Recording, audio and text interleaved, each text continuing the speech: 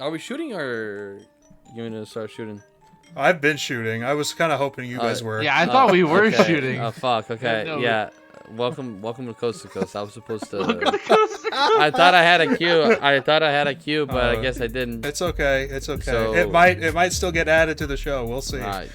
Shit. I thought we were just talking, pre-laying it, and I guess not. So. Yeah, welcome. Hello. We have I have a segment for once today that I'm excited to conduct. We're excited to participate. And, Yeah, Rufy's hosting. Yeah, and it's something involving with my life, so I think it's pretty cool. I just want to do a little bit of small talk because I have something exciting to share with you guys, and you can tell by my hoodie. Yes, you love your You girlfriend. love your girlfriend. Yeah, absolutely. I hope she sees this. So we've been watching Lord of the Rings. Was there like a trade offer where you're like, okay, if you watch Lord of the Rings, I have to wear this shirt? No. So I was wearing this while we were watching, but she enjoyed Lord. So that's the whole point of why I'm wearing it, because she's liking Lord of the Rings. So now here's the thing: it's been a struggle. My girlfriend, as much as I like her, she has problems with sitting and watching a movie, and Lord of the Rings is not the easiest watch. So we're watching theatrical. And I told her, if you like all three and you're like, okay, I actually really like this, we're gonna go back and rewatch the extended just because it's so much better. So, what we found to be the best solution is we can't sit and watch the movie. We have to take breaks. And listen, it's just working for her. It just is. And I don't take offense to it because it makes her enjoy it more. So we just finished the Two Towers. We finished the Fellowship, and she was like, that was good. She enjoyed it. Mm-hmm. And now here's the thing: it's the second time we're watching. First time around, we watched Fellowship all the way through in one sitting, and I think about halfway through, she just turned her brain off. She had no clue what she was looking at, so she didn't enjoy it as much. Now we watched it, and she liked it. But her biggest complaint was the lack of a female leading role. I share in her sentiment because she's all wrong, right? But I told her, be patient. It's coming. It's coming your way. And I don't want to say too much. Maybe she watches this, or maybe she skipped. So don't keep watching. So I told her, second movie you're gonna be introduced to a character, which funnily enough, she doesn't like the character as of now. She actually hates that character as of now. Okay. She actually hates that character as of now because she likes Aragorn and Arwen together. And then you have you get what I'm saying. So she doesn't like Elwin because of that. And then she was kind of like iffy with Aragorn because like, why is Aragorn looking at her like that? She's like, why is Aragorn showing interest to Elwin, and why is Elwin still looking into him?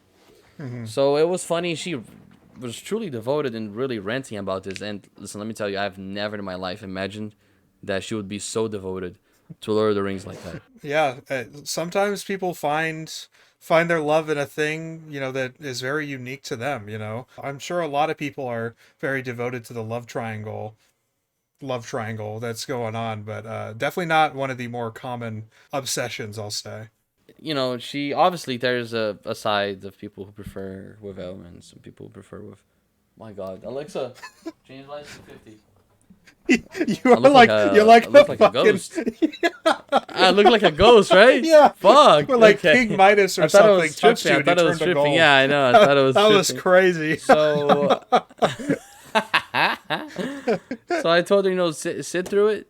Be patient, right? I don't want to. I'm trying to spoil as little as possible, even though I spoiled ahead of time that Gandalf wasn't exactly dead. And look what you've done. Listen, she's enjoying it, and it's been extremely surprising. And just yesterday, I told her, I can't believe how devoted you are to the characters and everything. She's like, me neither. I can't believe how disrespectful you were for spoiling that to her. To be very honest with you, it's not my fault because we started watching the Two Towers before, and she just forgot. Like, she's seen that scene before. She forgot. So, like, in my brain, she's like, okay, she knows that Gandalf comes back, surely. Like, how do you forget that? Right, well, she forgot it. So then I spoiled it. So I take the blame. Okay. But yeah, we're about to start Return of the King. And we actually started it. We watched it for 20 minutes yesterday before we went to bed. Like, it was after work. She was super tired. I was like, let's at least start it. Mm-hmm.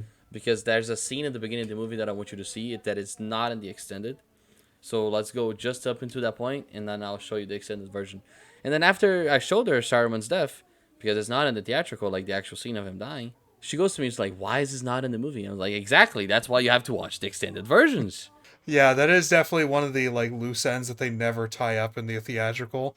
But you know, at the same time, for the I theatrical think it's because of how cut, long it was. yeah, and it's not like it's not the most important villain. You know, you're like you've thematically and literally won the Battle of Helm's Deep, and so that carries over into like the overall behavior and the overall attitude towards Sauron and that whole thing. So that's like just one extra hurdle that you would have to climb over, as opposed to okay, this whole movie now is dedicated to Sauron and his orcs in Mordor. Yeah, but I Hmm. think the imagery of him dying and being spiked like that, I think was important for That me might to be part include. of it too. Maybe they thought, or at the time, the MPAA guidelines thought that that might have been a little too brutal, especially Maybe, in tandem with the rest of the film. I'm not sure either. It might be something worth researching, I suppose. maybe, but regardless, yeah. Shout out, girlfriend. Shout Fucking out, beast. yeah, hell yeah, that's great. Yeah. Shout out, girlfriend. So we have some things lined up, but before we get to that, you guys want small talk? Well, tell us what's been going on, Jacob. I got accepted into culinary school, Oh and shit, I just did my enrollment today. Fuck yeah. Well, that's actually peak. Yeah, so I start culinary school August 17th. Oh fuck nice, yeah. sick. One step closer to owning a restaurant. Is that like the ultimate end goal? Is to have your own restaurant? Yes, actually, I already have like kind of like a food style planned. I have a couple menu items curated. Nobody will be eating steak how I do personally, but it's okay. I understand. Oh yeah. Wait, bro just locked in. I'm confused. It Well, feels Holy like shit, 1 week we've been past? talking so much And bro's in baseball. culinary Yeah, school. we've been talking so much baseball that we haven't gotten much What of the hell? Jacob recently. So that's pretty big news. Yeah, you got to finish the bear now, so you can see how stressful again that running a restaurant is. Yeah, congrats, man. dude, funny story. So a couple of nights ago, I was not necessarily on like a date, but like this girl that I was talking to invited me over for the evening. And so I assumed that she wanted me to stay over just based on the context of the conversation. And so we were talking about the bear and how we should watch it together and whatnot. So she was rewatching the earlier seasons to like prepare herself for the new season. I was like, cool, because I need to do that too. So you go over there. I'm watching the bear with her for like 3.5 hours, and then out of nowhere she's like, "So you're gonna leave after like the next episode or something?"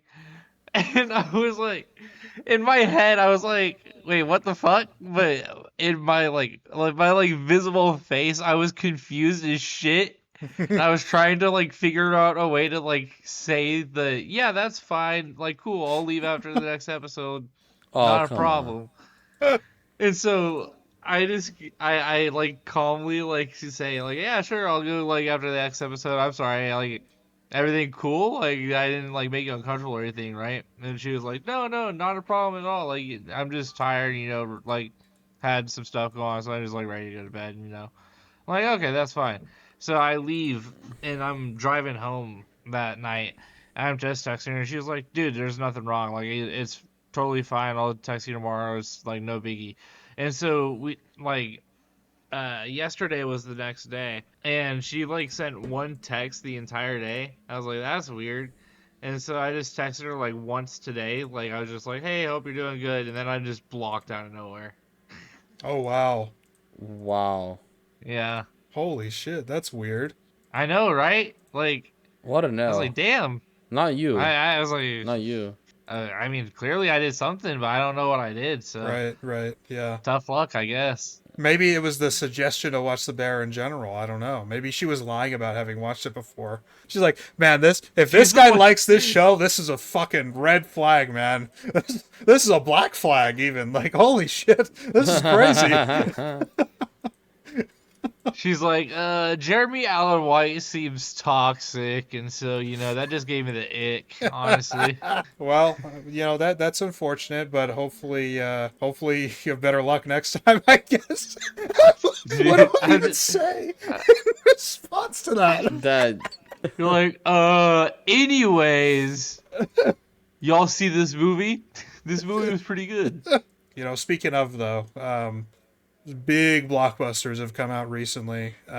Superman and Fantastic Four. namely those two, since the last time we talked about movies. And I've watched both. They're actually very similar narratively, but I definitely prefer Superman after two watches of both.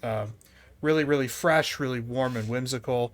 Such a fun time, such a blast. I think the casting is pretty much perfect throughout the whole film. So that was a lot of fun, a really nice breath of fresh air, and it'll be nice hopefully if if Marvel can get back on track and DC can find this track that they're seemingly going down. To have two really good superhero IPs going at the same time be a lot of fun. Fantastic Four, like I said, very similar narratively. So it's a little weird. It's one of those instances where like Despicable Me and Megamind came out in the same year in 2010, but they're completely different studios, completely like different whatevers. But so much of the movie is very similar, and there's just no way they could have plagiarized each other because it came out at the same time. And yet we have the similar thing here, and it's the same genre, it's the same way that they just go about things. It's so fascinating. Yeah, Superman I did enjoy markedly more. I gave that a 4.5 out of 5. Whereas Fantastic Four I did enjoy, but I do have some issues, especially with the pacing. It does feel like 20 minutes are missing from the movie, and they did cut a lot of it out actually. Some of the shots and characters from the trailer, from several of the trailers actually, are just not here at all in the entire movie. So I definitely think it takes a hit for that. But still a respectable 3.5 out of 5. That's actually extremely funny that you brought that up because in other news, South Park just launched season 27, but their season 27 like trailer, they how like in like intro songs there's like a bunch of clips of like episodes that have happened in the past or that are about to happen in the future.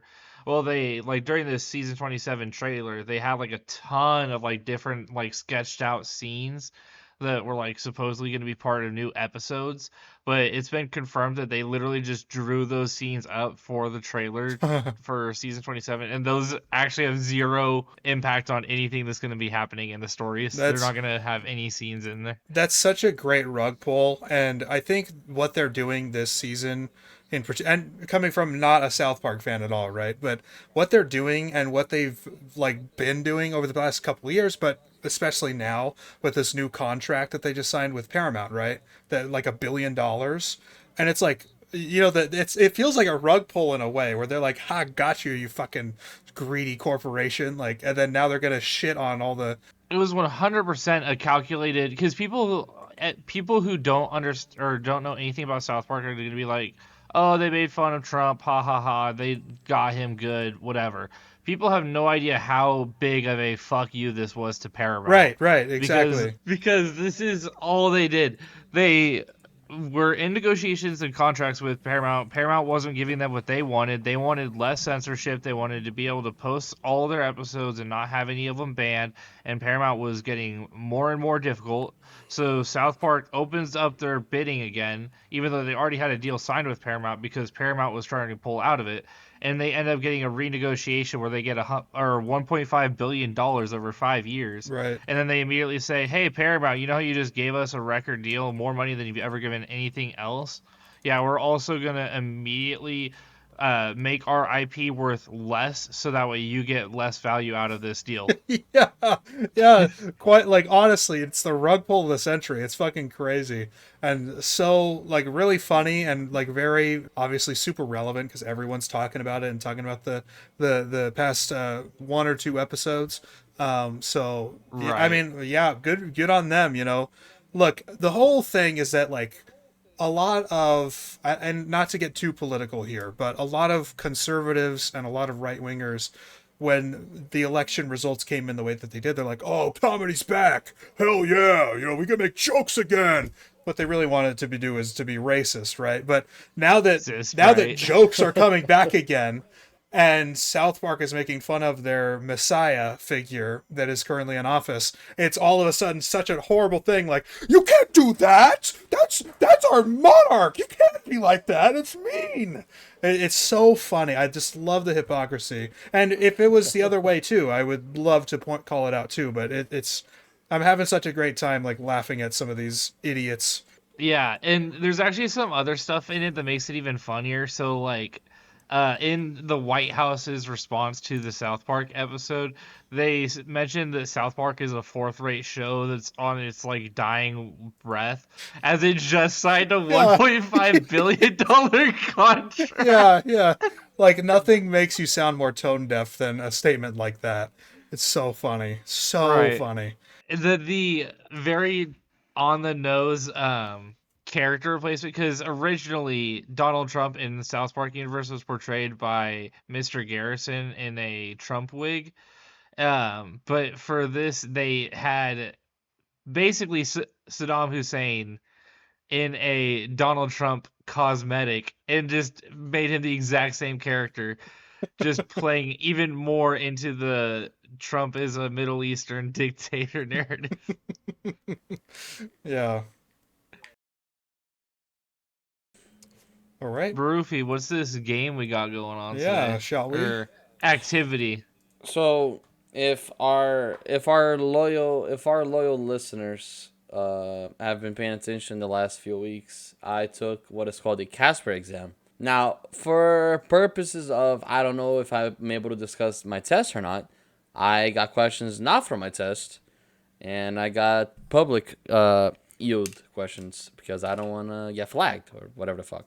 Yeah, don't invalidate my test. Thank you. The Casper exam, just a quick background here, is an exam that evaluates your judgment, I guess, your situational judgment to see how you evaluate certain situations. So it will make more sense as I describe situations. I have some pulled up here that should create a decent amount of conversation.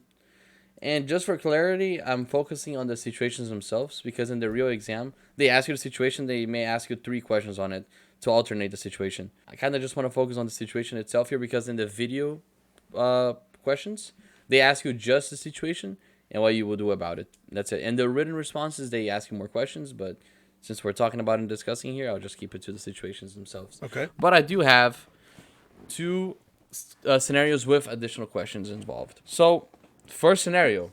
How are we going about this? Like, is it going to be more open discussion, or do you want to hear from us one at a time, and then we go to open discussion? Or I guess maybe I can, for the first question, maybe I can give you the floor first, so you give your opinion, and Jacob, and then for the second question, Jacob, and then you. And okay. Then you, like, after you guys give your opinions, then we can just kind of discuss it if we disagree or Elaborate.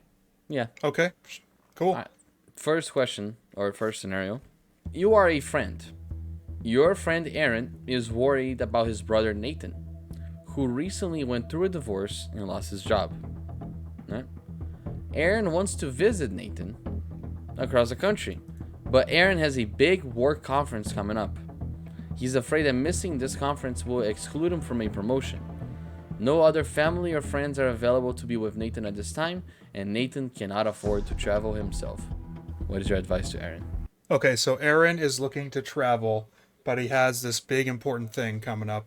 Nathan is the one that was divorced, right? And he needs support. Aaron wants to see Nathan after. Yeah. Oh, that is a tough one. You know, the question does specify that Nathan is alone, basically, and he doesn't have anyone else that he could really reach out to. And he's worried about him. Aaron is worried about Nathan. That is a brutal one, but I feel like it would be different if they were in the same country, I think, or, you know, even in the same city, of course, right? But I feel like there's just so much baggage into traveling overseas for a situation like that, where if I am Aaron, right? Aaron's the one that's overseas, right? Nathan went through the divorce, Mm-hmm. and Aaron has the conference coming up and wants to visit Right, his brother. right, okay. It's his brother? I thought it was just his friend. Brother.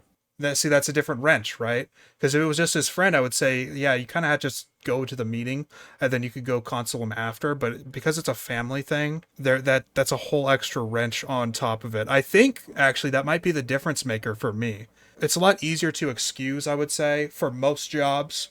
And honestly, you know, depending on his level of power at this certain company, they could probably find a replacement for him as well in a time of a family emergency, if he declares it so. So I think that might actually be the difference maker, and I would, if I were Aaron, go visit my brother. Or invite him to go with me. That could be another alternative, right? He can't obviously go to the conference, but he can travel with me. Exactly. So I was just going to touch on that, and I don't want to say this to change how you guys think about these scenarios. I want you to give your genuine answers, because this doesn't apply for every scenario, but generally, when it comes to these scenarios, they want you to be more neutral, as in consider all the sides, Sure. right? Unless there's a clear scenario of like there's a side that's clearly the obvious choice. Okay, so but to summarize your answer, you would prioritize visiting Nathan, but ideally you travel him over to be with you there. I think so. Yeah. I think that would be what I would. Okay. Yeah. Okay. Jacob. It just depends.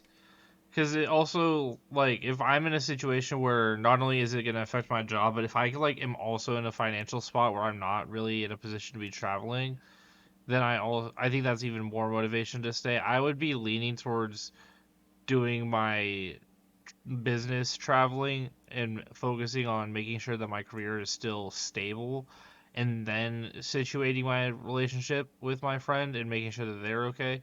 But it just depends on the Brother. severity of the situation. Obviously, if my like best friend is like, if I have reason to believe that my best friend is going to unalive, I am going to be prioritizing that above anything. I mean, it obviously just depends on the situation as far as how the vibe of the room is. I know that it's not as, oh well, on paper this is what the situation is. Like, you have to be able to interpret everything as it comes. And I guess that's the whole point of this whole test thing, is that none of these answers are and dry, right? Right. They're supposed to be difficult. There's Yeah, no, they are supposed to be difficult. Yes, I remember my test. Obviously, I don't want to discuss it just to be safe about it. But there was one question in particular that caught me off guard, and I had to think about it. Waste time because it's very short in time, guys. This test, when it comes to video responses, you have a minute to talk about it, and the typed you have 3 minutes to type it out. It's You tough. really got to It's think on your very feet. fast paced. Yeah. It's very fast paced. You have to really no. You have to really understand the dynamics of what you're looking for. I think I did pretty good. My scores have been sent out to the schools already that I've selected to send out, but I haven't gotten my scores yet. So I'm Okay. getting my scores in about 2 weeks. Second scenario, are we good to move on to the second scenario or no? Yeah, I guess my question to Jacob is because I initially thought it was a friend too, but Vitor clarifies that it's a brother. So Brother. for It's me, a like brother. that to me is the difference maker. Where if it's a blood relative, it's family, and obviously it's based on context, pretty close with this brother. It's not like one that's very distant, Whereas like if you had a best friend, it would be more meaningful in that case. But it sounds like much closer in relationship, and there is blood relativity there too, and that was the difference maker for me. So I'm just curious about your stance there specifically with that. And just for clarification, before you say that, Nathan cannot afford to travel himself. So Anthony, if you were to travel, you would have to pay for his travel. Sure. No, to answer your question, Anthony, it doesn't really change anything for me. It was Justin either way, because I consider my best friend, but he's also like my brother. Because I mean, I don't really have a biological brother, Okay. so my cousin is my closest thing. I like the answers. Probably would say something along those lines. Second scenario, you work the opening shift at a coffee shop. Your coworker Matthew is chronically late to work. Another coworker, May, tells you that she's frustrated that Matthew is not doing his fair share of work, especially because your mornings are so busy and the shop is already understaffed. What do you do? It sounds like I gotta blame the coffee store manager or owner. We're already Oh understaffed, and no, you're no, gonna. but Oh, it's Jacob's Jacob's starting turn. this one. Okay. Jacob's starting this one out. He's already throwing hands at the manager, man. The manager's gonna. Yeah, you have to put an Indeed application out, like, or like job availability out right away, because that person's being replaced. I don't care if you're chronically late to your job and you're understaffed as it is. You need to go. That's your take. Yeah, I'd hire someone new, have you train them, and then fire you. Okay, lovely. Anthony. Okay, so I'm gonna still go right down my line. Look, this is a management issue. It's not really this guy Matthew. It's not really his issue. It's management. Stop. Like, just fire this guy. If this guy is chronically late, fire him. We're already doing the work without him, essentially, and we're already understaffed. You need to cultivate a staff that is going to create a good experience for the customers. That's the whole point of that kind of establishment. You have to deliver orders. You have to provide service. Yeah. So you have to talk to the manager. But again, similar to what Jacob was implying, that like this sounds like a more of an entry level job as well. If it's going down the shit and you don't have much of power, you should take yourself out of the equation too in that case. So yeah, I think it's really dependent on your specific position, I would say, but that would be my answer. I think it's very okay. So two things I'll say. It's very important that they say you're a coworker, so you're in the same level as Matthew, right? Sure. It's not like you're the one making the decisions. Sure. Okay. I think the most important thing this is where the test gets extremely tricky. Remember what I said. When it comes to the scores of this test, they want you to evaluate both sides. Yeah. Why is Matthew getting late to work? Can we work with Matthew on this? Is there a way we can discuss this with Matthew? You understand? So my problem with that though is that as a coworker, as a peer, I'm not really the one empowered to do that. So in my answer, I've already considered that like I again don't have much of an influence in anything. So I need to make sure that the upper levels are aware of this discrepancy so they can do something about it. And if they can provide answers for us and also to help him out in whatever way he needs, that's their responsibility, not mine. You know what I mean? Right, exactly. No, you said it perfectly. So you're the coworker. It's not your responsibility to making management decisions, but management. The proper way of looking at this is discuss this with Matthew to see why he's late to work, and if nothing can be solved, then we have to do what's best for the business. But right, but that's purely on management. It doesn't matter. I was just saying, to be honest, it doesn't even matter why he's late to work. If you're consistently late to work and you're not approaching your management and explaining to them why you're late to work, it's your responsibility. So you're gone. Sometimes it also, yes, I still think management is the biggest one of all. But management is at the center of the entire problem here. 100%. There's something that is, there's something, whether it's information or whether it's incompetence or whatever, something is not going through to management. Plain and simple. Yeah. Whatever it may be. Communication, incompetence, like you said. Yeah. Neglecting the workspace, maybe. Yes. Because it's still working. Yes. Anyway, so yeah, there's that. It's a short one. Some of these are longer. Third one. You are friends with both Daphne and Natalie. I like this one a lot when I read it. They have planned to take a trip together in 3 months. Daphne has started to make the travel arrangements. After first confirming with Natalie, she put down a deposit on a rental house. 1 week later, she asked Natalie to contribute her share of the deposit, and Natalie emailed her back saying that she was no longer able to take the trip.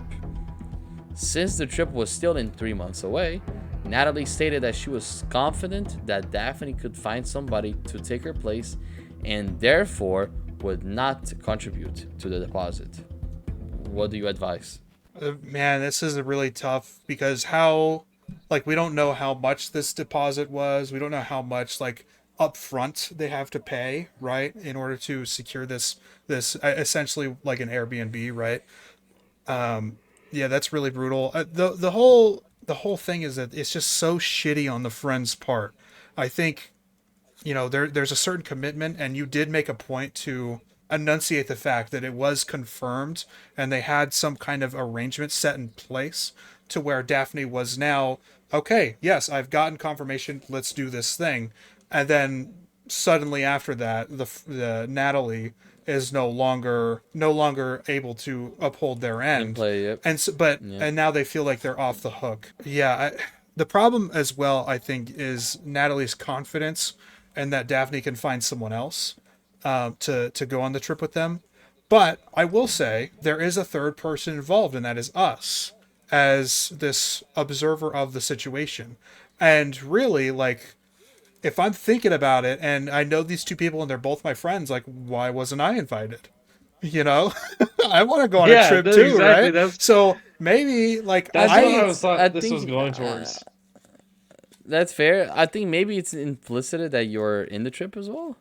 I'm not sure. It doesn't sound like it, honestly. It didn't read that way. It kind of sounds like it was just them too. I think maybe you're like a distant friend, like you're just there and they're like really good friends. And maybe you're just hearing about I don't know, because I feel like because it says they, if it was all three, it would say you three, right? So No, it there says is a they. semantical difference there. And so that's what I'm saying. Like why wasn't I invited? That's kind of weird. But also, like, now that there's an opening, I can just take care of it. You know what I mean? Because I want to go on a trip too. So maybe there's already a solution in place, and then you just don't invite Or are you going Natalie. to be petty and not go because you don't want to be the second option? Sure, you there maybe, but maybe also you didn't feel like it at first or something like that, but now you're picking a friend up. I don't know.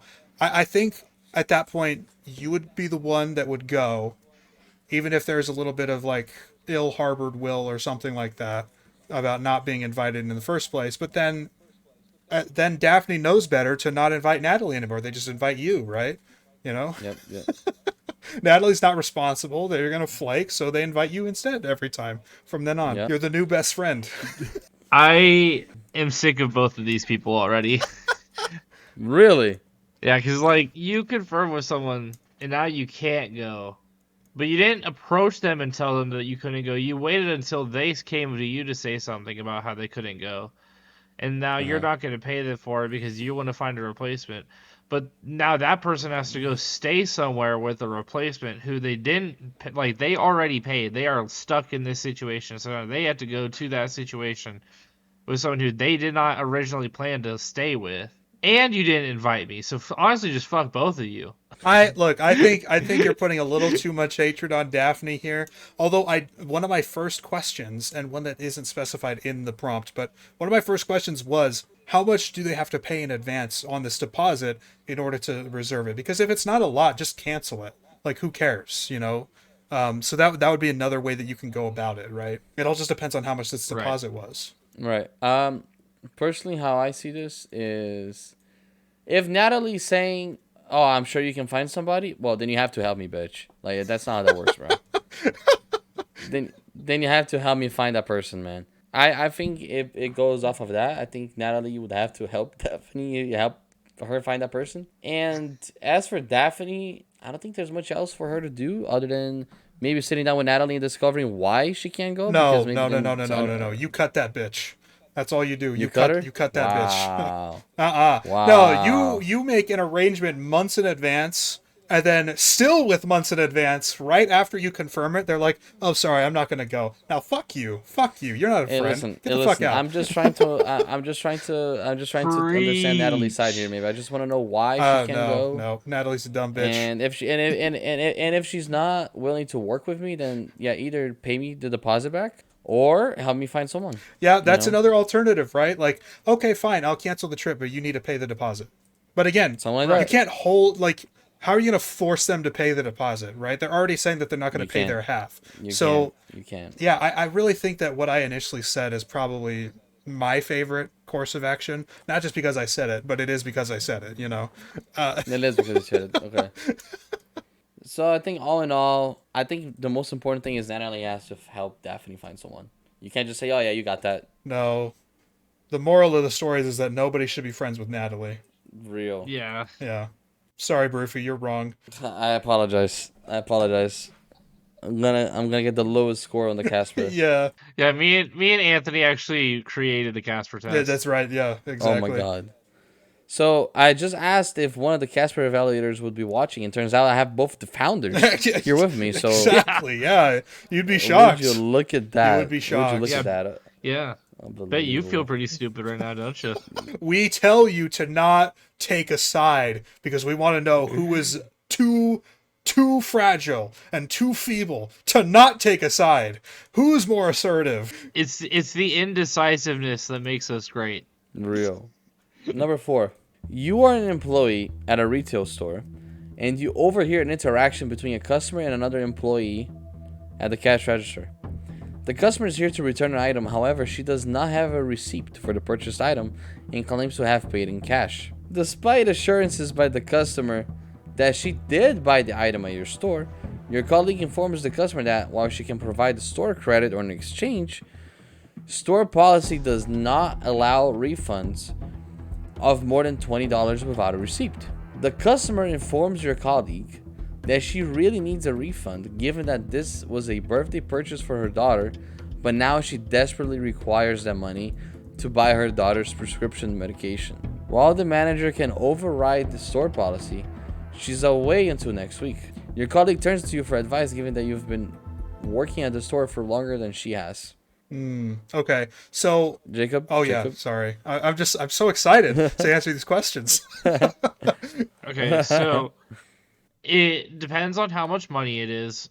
If it's less than $200 and my job wouldn't be at risk, it is not worth being right and having that satisfaction for the risk of being wrong and her daughter being dead. If her daughter is actually desperately needing medication and she's telling the truth, it is better to believe her and be out $200 and be wrong than it is to deny her, be wrong about denying her, and have her daughter die. That is how I feel about the situation. Even though it could just be stolen property, and there's a lot of like fishy business with this whole thing, it's in this situation better to be wrong than to be, or sorry, it's better to be wrong and lose $200 than it is to be wrong and lose someone's life. There's this oh, I forget what the logic or the theorem is called, but there's this theorem about that relates to Christianity or just religion in general, where there are four squares, and there's one square that says like, if you believe in God and God is real, then you will be saved and go to the afterlife, right? But then there's another square where if you believe in God and God is not real, then nothing happens to you, whatever. If you don't believe in God and God is real, you'll be you'll be damned to hell, essentially. But if you don't believe in God and God is not real, then nothing happens to you. And essentially, the point is that like, if you believe in God, only that nothing really bad ever happens to you. Only good Yeah, can there's happen to only you. good outcomes. And Yeah, so yeah. that's it's kind of similar in this regard, although I believe that's incredibly flawed logically in the Well, yeah, case of religion. Very flawed. But 100%. I think that this is a very similar scenario, and I think some of the language that you provide in the in the prompt here, it made me like go several different ways while I was listening. So there was one point where you said that the manager can reverse store policy based on their judgment, but they had to wait a Yeah. week. Why is that? Like that would be my first question. Like, why do No, they have to wait a she's week? That's kind of my weird. manager. The No, manager no, is no, no, no. away The until next week. the managers are on vacation. So there's just no manager. That seems a little bit absurd by the store. I'm There you not go. gonna lie. So that would be number one, right? Like again, we have some kind of incompetence. It could be something like where it's only the GM that's allowed to actually make those overrides. Because like with Arby's, for example, only the GM can give refunds, and so the GM doesn't work every single hour that Arby's is open. Sure, but I just feel like it's just a normal retail store based on the context. Like it could be a Walmart or a Target, and like you always have a manager on shift that you're just supposed to, you know. So that's weird to me. And in that case, like you're the more tenured worker, you're more experienced, and this is where I agree with you on pretty much everything, Jacob. And that's why I brought up the first thing that I talked about initially. I wish I could remember what it was called. There's one way that you can prove something though, is that if this is like a necessary medication, you can ask, listen, I'll let you. We'll process the refund, but you need to show me the prescription or something, right? I think that is the Right. simplest way that everybody can get what they want. And if they're being combative about showing a prescription, then I think you have a lot more credence to They have their deny them, priorities. right? You know, exactly. Their priorities are messed up. If you really need this money for that prescription, you would be willing to prove it that you need it. It's so that way, like again, there's a potential that I'm risking my job giving this advice or processing the refund going over our manager's head. So I need that kind of assurance, essentially. That would be the way that I would handle this. I need to tell the person returning it. Um, I need to see the prescription so that way I can see that your story checks out, essentially. What are All your right. thoughts, Barufi?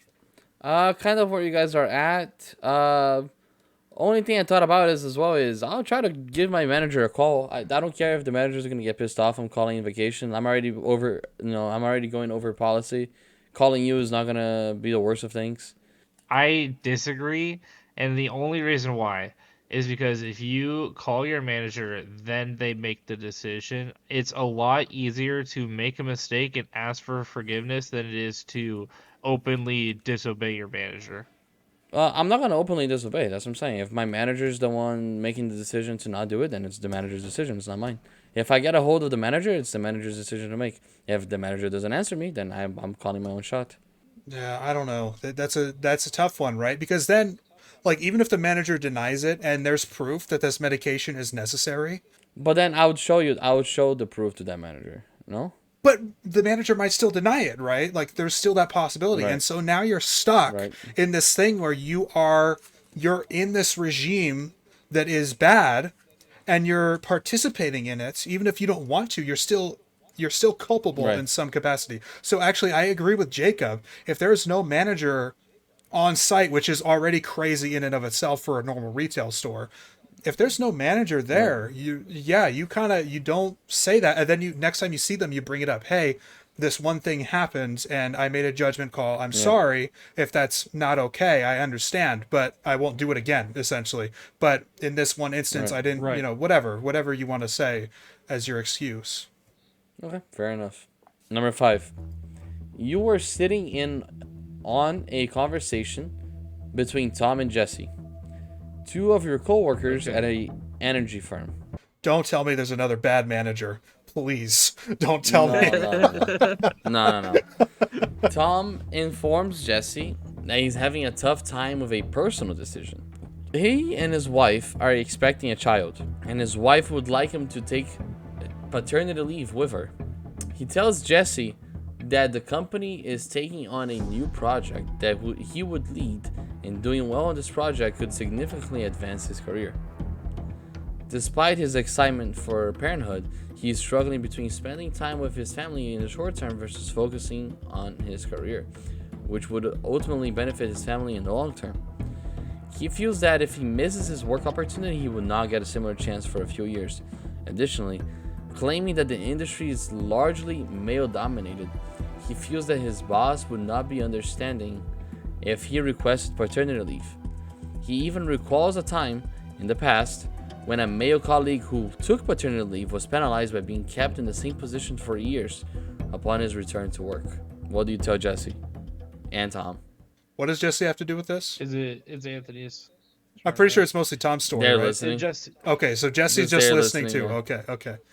Uh, this might be the toughest one yet, actually. But I really think that, okay, there are, again, more things that I need to know. Of course, every single one of these lacks a certain amount of context. That's kind of the point.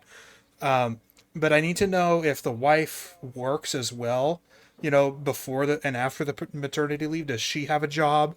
And how much does she make as well, right? And if they're going to be okay, because she works and whatnot, I think it's of course more than okay to take paternity and maybe not take advantage of a certain opportunity until a few years or whatever, because you have that kind of stability elsewhere in your life, and it's not like you're going to lose your job for taking paternity leave that is seemingly a part of the company's policy, even if it's more taboo to do, right? So those would be things I would consider. It's the similar thing with family over work type of thing. If your wife needs you home through a very very difficult time, right, you kind of have to do that.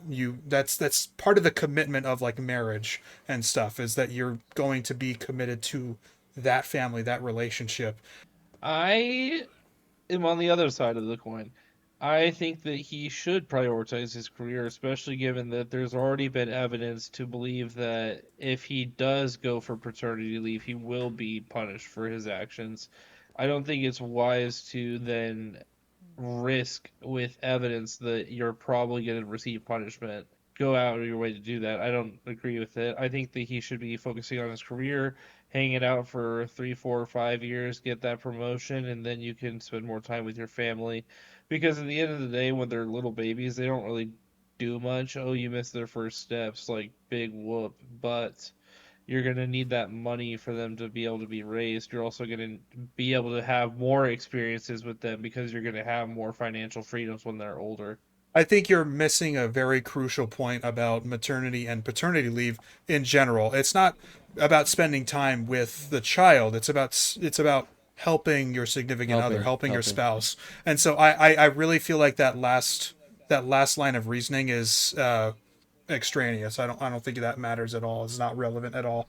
It has a lot more, again, to do with helping your spouse in that moment. And again, this is why I said it's tough, because I don't have all the facts.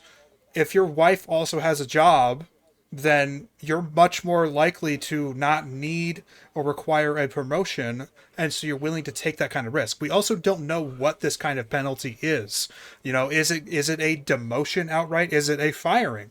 And if it's a firing, are you in a competitive field where you can find a new job that probably gives better benefits in the first place, right? So there are just so many other things that you could consider. If somebody's going to fire you over some paternity leave, like, they're probably just not a good company or a good boss to work for in the first place, generally speaking. Right. So maybe some managerial issues here again. No, but that would be what I would say, is like, I would ask him more questions, and then depending on his answers to those questions, that would inform my opinion. I think the biggest thing to me is he knows. He's seen it happen in the past. He's seen a guy take paternity leave and be punished for it. So, But we don't know what the punishment is, and that's kind of my point. Is it according to the prompt, the colleague the who took paternity leave was penalized by being kept in the same position for years upon his return see? for work. So he just I don't. kept at the I don't position. think. I don't view that as a punishment. I just view that as like a, you're what essentially what he's saying. Essentially, what the prompt is telling you is that you're either sacrificing being there for your wife or getting a promotion early. That's really what it is. And so in that case, like, again, you made a commitment to this person to be partners for life and to raise a family, evidently, if you're having a child. So you need to be there. And if you're only risking a delay in a promotion, then, like, come on, man. Yeah. You have to go home. I agree with you, but I think maybe he should be aware of exactly what he's gonna get himself Well, into. of course. And that's why he's asking for advice and guidance. Yeah. And again, that's Yeah, why you absolutely. need to ask more questions about exactly what's going on, exactly if the wife has a job and what things of that nature. I think this test is created by managers to find out how much bullshit they can get away with. Yep. Perfect. Yeah, you're totally right.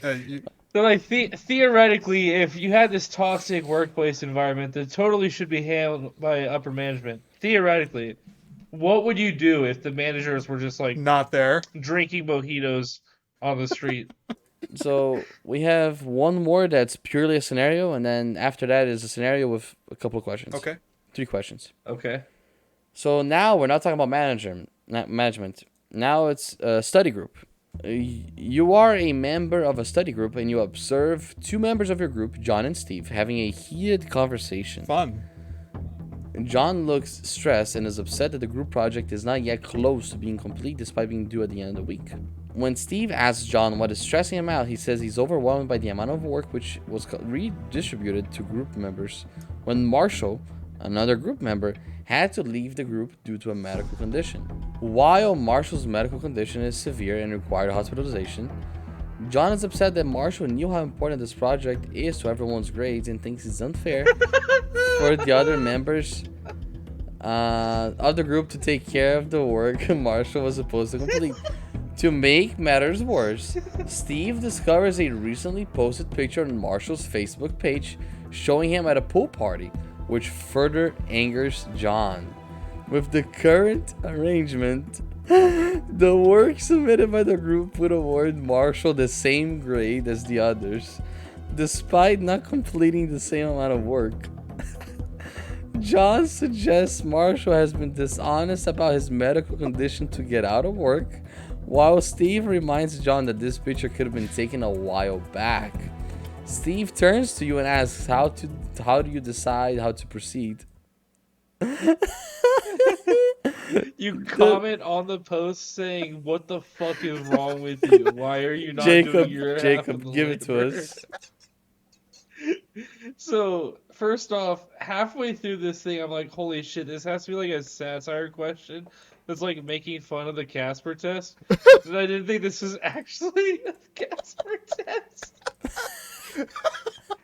Wow. But honestly speaking, if you have like pretty good hunch that that was not a picture from the past, Absolutely snitch on that guy. Fuck that guy. I don't care. If you're at a fucking pool party while I'm doing your homework, you can lick dog shit. So I'm snitching on that guy 100% if I have like an 85% hunch that it was like taken recently. Now, if it's like leaning the okay, this is like probably an old picture, he's probably like actually in the hospital. Why are you mad? Why do you care, bro? Like, chill out. This is very, very similar to my line of thinking as well. I mean, that whole first half, it literally is the "you got me in the first half, not gonna lie" Got us in the meme. first half. Right. Not gonna Because lie. that whole Yep, first yep. half, I'm like, man, John sucks. Why would you do a project with him? This is crazy, man. Like, this guy sucks. This is, yeah, see, this is the problem because this is something that needs to be brought up to the teacher or the professor or the instructor, whoever is in charge here. Like they need to be known that there was some kind of medical issue, right? And we have no idea of whether or not that's the case. And by the context of he left the group, but he's still getting graded for it, it sounds like the instructor was not informed that this occurred. So 100% you have to, as any other member of the group, as John, Steven, or yourself, one of those people, and it sounds like it's going to be yourself because the other two are not doing anything, you need to make sure that the instructor knows what's going on. And yeah, if it comes down to showing like snitching because you're worried about the project not being finished, then 100% you have to show that photo. You have to show the text or whatever that says that he's going to be out of commission. Outside of that, though, I will say I'm a little like, you still have to suck it up and do it, right? So at the same time, it's a little bit of a non-issue anyway. You still have to do the project. Nothing's really going to change about that. And I'm a little irritated Right. at Steven for fact checking in a way because it's just going to make John more upset and more adamant about not doing the project. And for me, I'm like, guys, let's Right? just do the project. Like, I understand it's more work, but if we don't do it, that's going to be even worse. We just have to do it. You know what I mean? So I really think like everybody sucks here in a way, Except for us. except for us. Yes, but everybody else Except for sucks. us. Everybody else sucks. Everybody in these Casper tests are just insufferable. That's what I've come to hear. Before snitching on Marshall to the instructor, would you talk to Marshall directly to understand the background of that photo? Yeah, you would. The Yeah, you context would of the have. photo? You would reach out to him and give him. Let's say I you agree. figured this stuff out on Monday and it's due Friday. You need to reach out to him on Monday as soon as you figure it out. And if he doesn't reach out, respond by Tuesday. You got to go. You got to go inform the Yeah, instructor. yeah. All right, fair enough.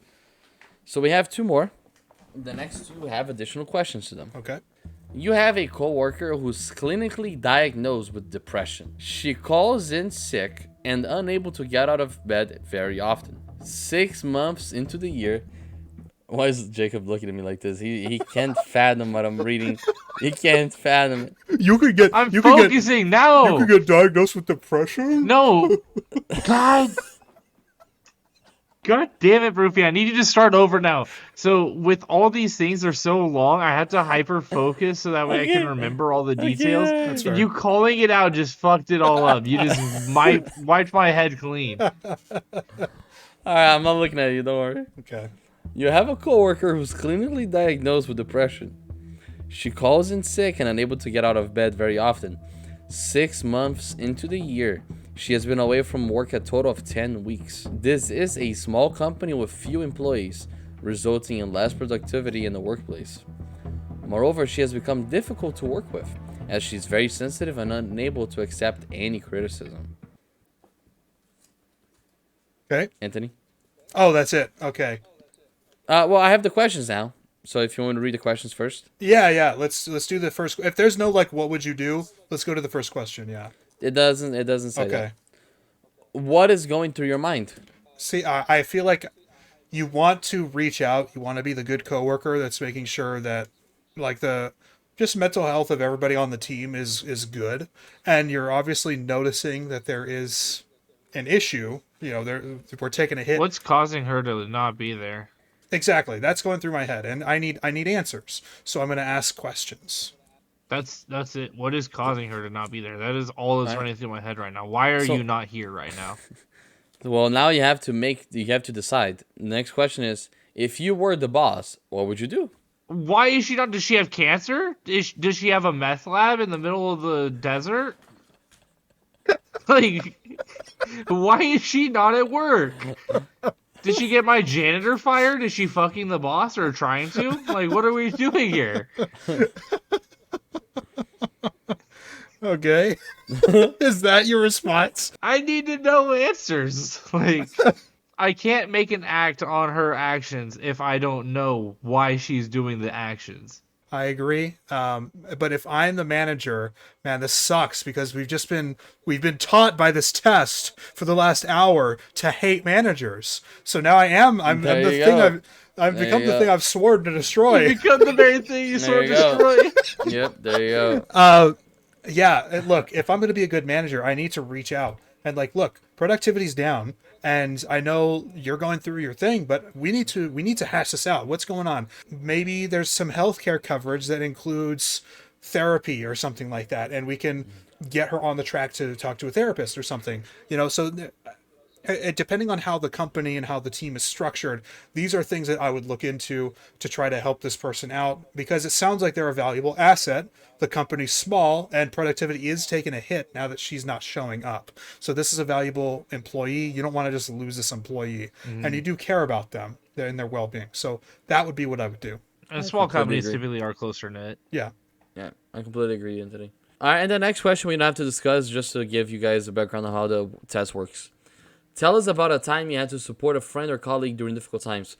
So the reason why I'm saying this, they ask you personal questions as well that you have to be able to quickly explain. Because then again, you have very small time. I hate questions like these. Tell me a time that you were successful at work. That is the dumbest fucking interview question I've ever been asked in my life.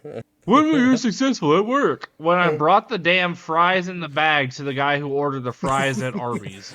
I was successful in giving him fries at work. When You fucking I asshole. got the expected 15% tip, I was successful at work. This guy felt guilty, so he tipped me $30, but he wasn't happy. So it's successful? What's successful? Like, your question is dumb. He was Nathan from earlier. Yeah.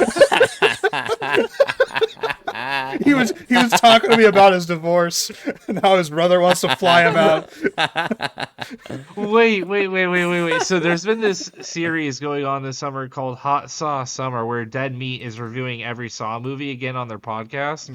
And it's fun because their editor has never seen the Saw movies, so he's watching them all for the first time with them. Okay. But Saw 7 is which one, and they're on Saw 3D or Saw the Final Chapter. I call it Saw 7. And It's got 3 different names for one movie. yeah. That's how you know it's a banger, But, no, right? oh, it's bad. But like this movie is like the very misogynistic, like hates women, very bloody, gory, horny, like Saw.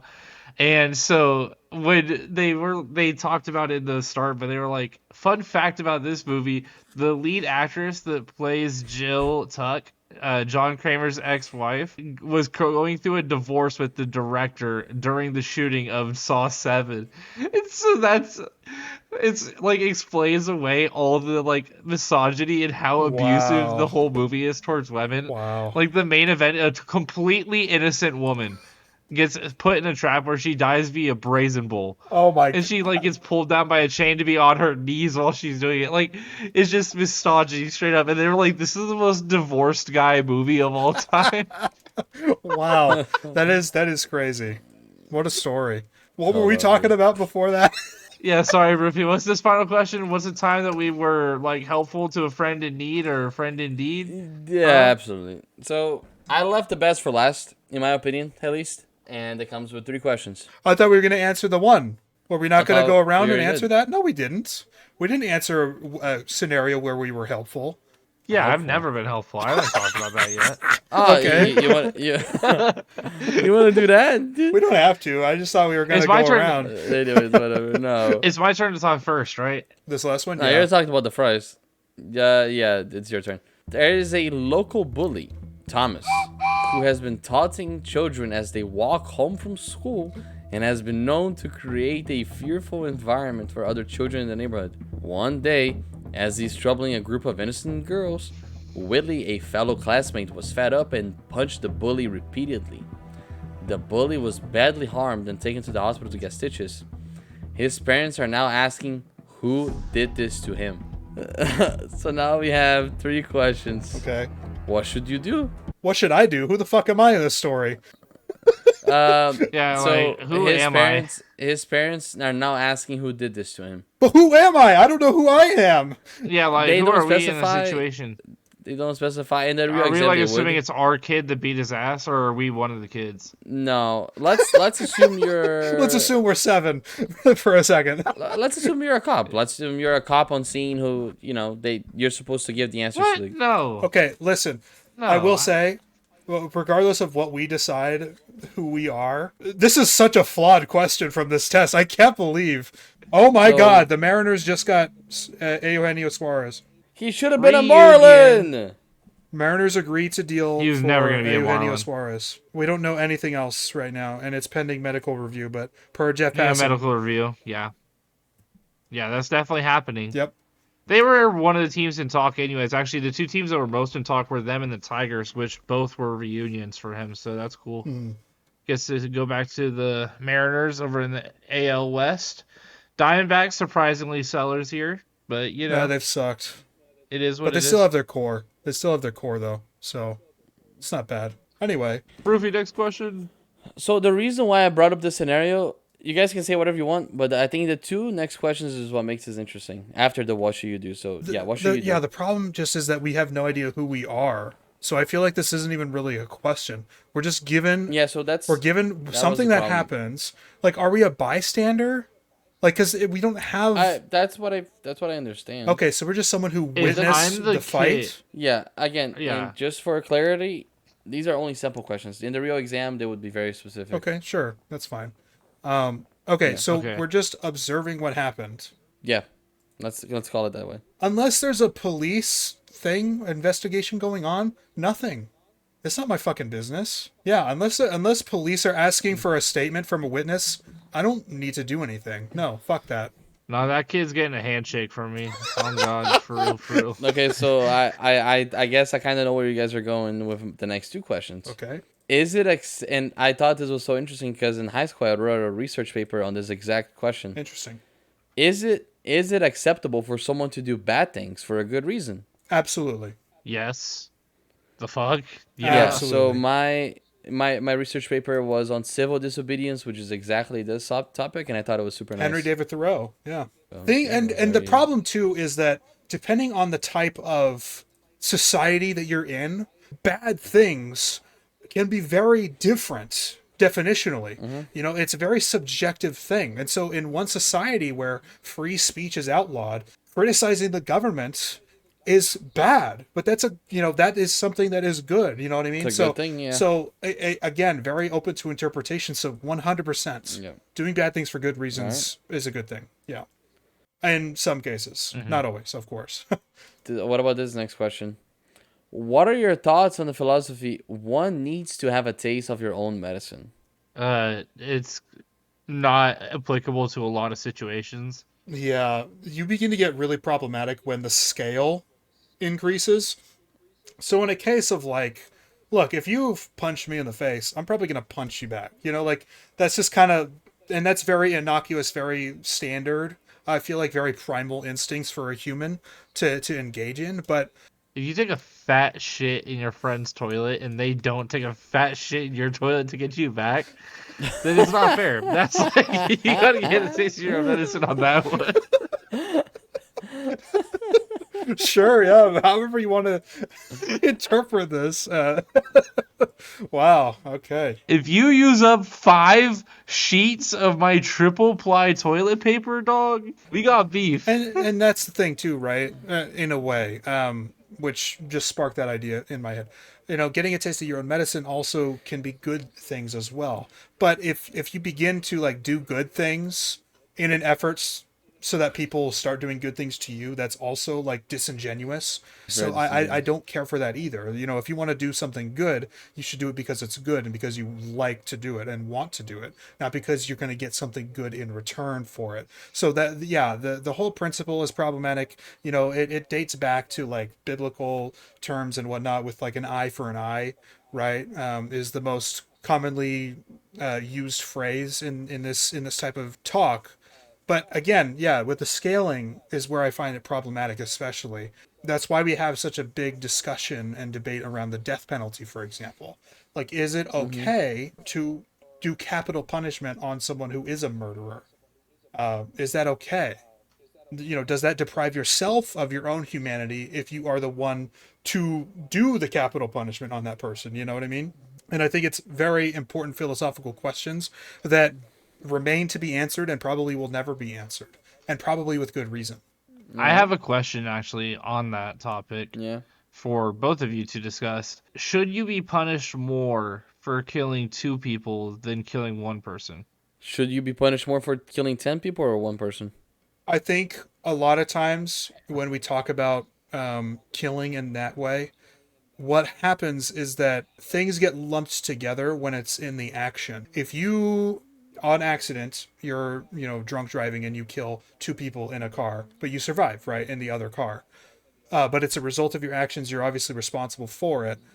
It's the one action that resulted in the death of two. But if you commit two actions that result in the death of two, that's when the stacking occurs. I'm pretty sure that's something that is actual legal precedent in the United States, or at least in some cases. But that's a very interesting question. Yeah.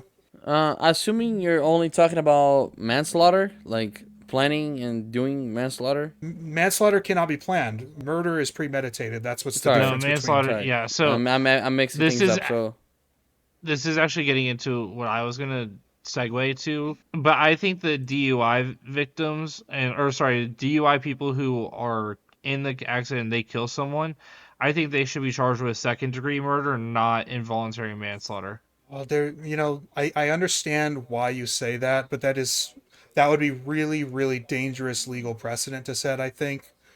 That's such a tricky debate and one that I am not equipped enough to provide an answer or a true opinion for. So I will respectfully abstain from saying further about that.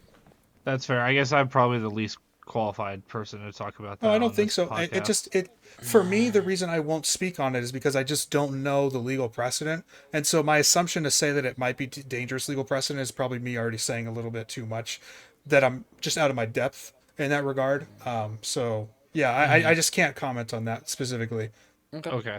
Yeah, I mean, I'm not confident in my knowledge when it comes to the law and government in general, but I'm talking about the law specifically in this case. And to your question, Jacob, I think it depends if they're in both same conditions. You know, both were planned out and premeditated. You know, but if an accident that kills two people and then versus one that's planned, then yeah, that's a different scenario.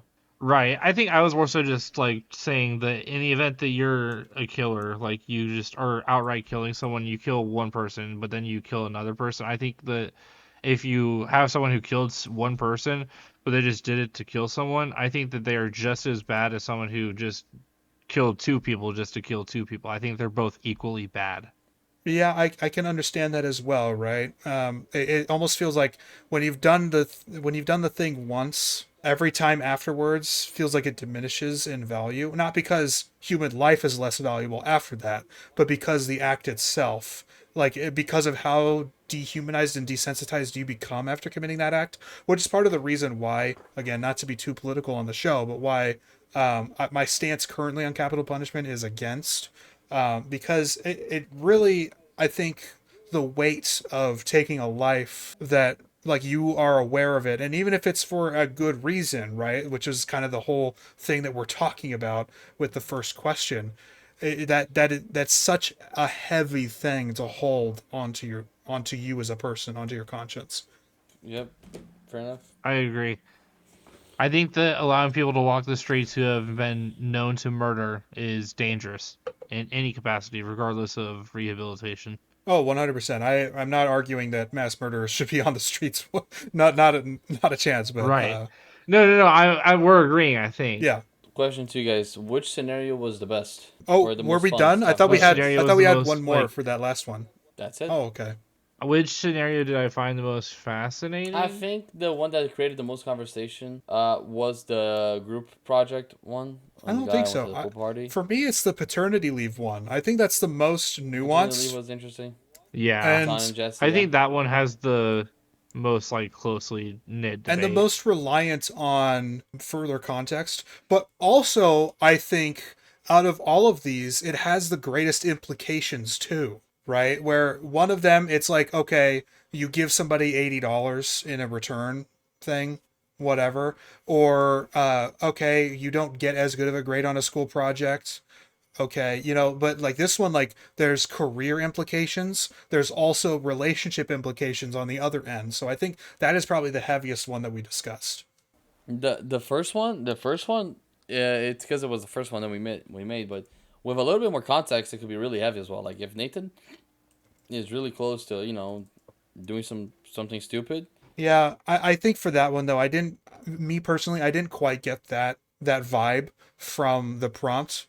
It seemed like he was down and he just needed somebody around. And a lot of times when that happens and you don't have somebody around, you just mope around. You don't do anything. Of course, I still considered like, okay, just come on this business trip with me or whatever. That's fine. Especially if I'm in the position that I could afford that, right? And it sounded like I could again because I'm in a big conference type of thing. Like this is something that I am in the power to do. But yeah, paternity leave one was the biggest debate. So yeah, those were the Casper questions. I thought that was fun. Yeah, that was fun. I really enjoyed that. Hell yeah. Thank you for hosting. Thank you for asking questions. Oh, are we gonna close the We episode doing with that that? on this episode or Yeah, the next one? close it. Close the episode with that. Yes, 100%. What? Not now? Later? No, right now. Right now. This is the end of the episode. now, Do it right right now, now. right? Yes. All right.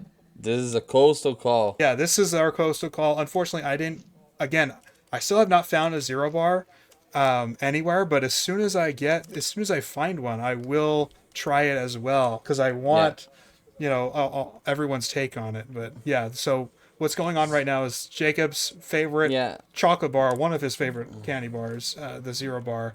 He's gonna have some, and Vitor, this will be his first time trying it as well.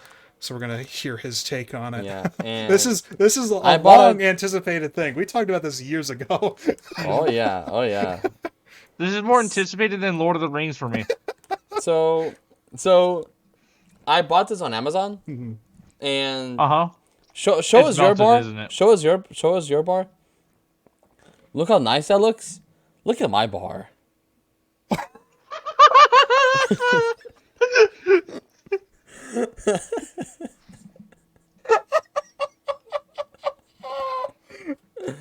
Now. Look. I opened our conversation, and I don't know if it's going to be in the episode or not, but I said I will not order food from Amazon. Amazon. Hey. Honestly, it looks good as hell. It looks really good. All right. Go ahead. Yeah. Let's hear- Wait, Jacob is dying. I'm waiting for Jacob to not die, and then I'll do it. Oh shit! The mic is off. Oh damn, that boy dying. I'll Damn. do you think virtual CPR will help? You see Virtual his Heimlich? face, Anthony? You know how red Cardman's hoodie is? That's what that should look like right now. God damn. I feel like I just had water. I feel like I just had water shoot up my nose. Oh, that's lovely. Okay, can I give you my first bite? Holy shit. Is it gas? Fuck yeah. It's a banging candy bar. I'm telling you, man. It's at least A tier. It's at least A tier. Okay. So we got a glowing review from Vitor. I wonder where if my Hell tier yeah. maker account still has the. I don't think this was the one we used. Fucking bullshit. Okay, whatever. Maybe I'll pull up if I still have the image of the tier list. I'll pull it up in the edited version of the video, and we'll give Vitor's take on the zero bar on there. At least I'm A so tier. glad that I can share in my like for zero bars. Extremely underrated, undertalked. I haven't not heard of this before. I don't know why it's not available around the U.S. Like, Describe the taste. it not being in California is crazy. So you have your white chocolate initially, and you get a bit of the caramel, and then you get your nice nougat levels with it, and then you just chew forever because it's really thick. But other than that, it's great. I like nougat and I like caramel, but I really don't like white chocolate, and that's why I don't know if I'm gonna like the bar in general. Whereas if it was like a dark chocolate with the caramel and nougat, or even milk chocolate, even though dark chocolate's my favorite, I'll probably like it a lot more. You know, It's basically a white chocolate Snickers. that's what it sounds like, and without the nuts. But yeah. It's better. It's better than Snickers. No, it has peanuts. Oh well, you didn't say that. My bad. So yeah, thank you everybody for watching the episode, man. Appreciate it. Leave a like, comment down below. Yeah, absolutely. Yeah, share with your friends, your family, your enemies, your frenemies, your pets, and with Zero Bar Company, whoever makes the bar. Not sponsored, but we'd love it. You should sponsor us. Yeah, Anthony needs Yeah, a shipment, sponsor and I us. need Give some me a more free shipment of Zero Bars. Let's go. clean ones, not Yeah. some caramel all over. Yeah. Please. I'm Definitely do gonna shoot an email out to the Zero Bar Company and be like, hey, I have a buddy who's never had it. Yeah. That's hilarious. You know, And then we're gonna send them the 10 Commandments episode. Yeah. All right, yeah. Well, you heard it from Jacob. That's the end of the episode. Thank you guys so much for tuning in. We appreciate it. See you later. Peace. Yo, Jacob was not playing around, bro. Shit, gas.